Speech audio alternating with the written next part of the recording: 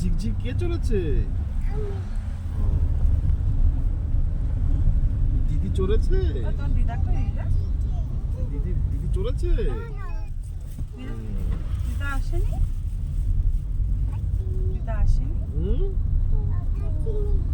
কে আসেনি? দাদু দাদু কি করছে? আমরা এখন দিদার কাছে দাদু কোথায় থাকে? উপরে কাজ করে দাদু, কাজ কাজ কি করে? বলবো। দাদুকে একটু ডাকো। আসো খেলো। বলো ঘরে ঘরে ঘরে খেলো। এই দেখো বাবা,